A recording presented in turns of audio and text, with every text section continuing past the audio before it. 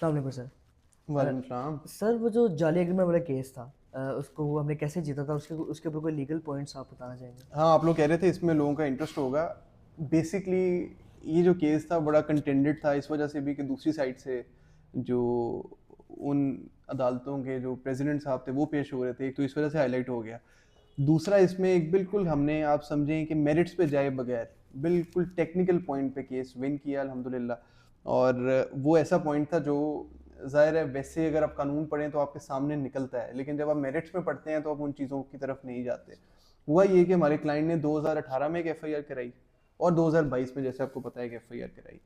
उन दोनों एफआईआर्स के अंदर एक एग्रीमेंट को अलेज किया कि ये प्रॉपर्टी मेरी थी, और दूसरी पार्टी ने, एक्यूज पार्टी ने जाली एग्रीमेंट बनाया और वो एग्रीमेंट बना के वो प्रॉपर्टी अपने नाम पे ट्रांसफ़र करा ली। ये हमारा केस था। ये फौजदारी एंगल से बात कर रहा हूँ, सिविल एंगल से बात नहीं कर रहा।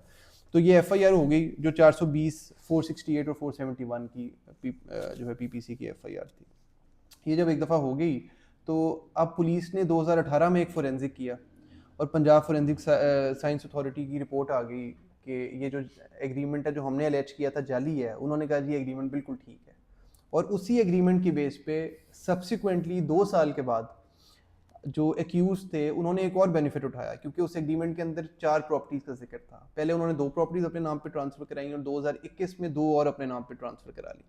तो सिविल साइड पे तो हमने जो करना था वो हम कर रहे थे। फौजदारी साइड पे क्योंकि हमने अपने क्लाइंट को गाइड किया कि फौजदारी साइड पे भी इनको सज़ा लाजमी होनी चाहिए, और उस साइड पे हमने जो है वो पुलिस क्योंकि उनके साथ मिल चुकी थी, पुलिस ने जो एफआईआर है उसकी अखराज रिपोर्ट बनाई और कहा कि हम तफ्तीश के बाद हमें लगता है कि ये एफआईआर खारिज होनी चाहिए, इसमें हमें कोई सबूत नहीं मिला कि ये एग्रीमेंट जाली है। और वो अखराज रिपोर्ट किस बेस पे बनाई थी वो बड़ा इंपॉर्टेंट है। उन्होंने इस बेस पे बना दी कि इनका जो एग्रीमेंट जिसकी हम जिक्र कर रहे हैं ये एग्रीमेंट की ऑलरेडी फोरेंसिक हो चुकी है 2018 वाली एफआईआर में, और ये एग्रीमेंट बिल्कुल सही साबित हुआ है। तो इस वजह से इस एफआईआर को खारिज किया जाए। अदालत में जब ये केस गया मजिस्ट्रेट साहब के सामने, जो है वो ज़ाहिर है उन्होंने इससे एग्री करना होता है। ये तो आपको पता है कि जब तक मजिस्ट्रेट साहब एग्री ना करें अखराज रिपोर्ट से तब तक जो एफआईआर है वो कैंसिल नहीं हो सकती। तो जब वो कैंसिलेशन के लिए गई वहाँ पे मैंने आर्ग्यू किया। मैंने कहा सर इसमें 2 अथॉरिटीज़ मैं आपके सामने पेश करूँगा कि पुलिस ने कहा कि जी जो एग्रीमेंट की बेस पे जिस एग्रीमेंट को हमने अलेज किया कि फेक है, उन्होंने कहा इस एग्रीमेंट का 2018 में फोरेंसिक हो चुका होगा और उस फोरेंसिक की रिपोर्ट साथ लगाई खराज रिपोर्ट में, और आईओ साहब ने दूसरी पार्टी के साथ मिलकर वो अदालत में जमा करा दिया कि जी ये तो ऑलरेडी हो गया, हमें दोबारा फोरेंसिक कराने की ज़रूरत नहीं है।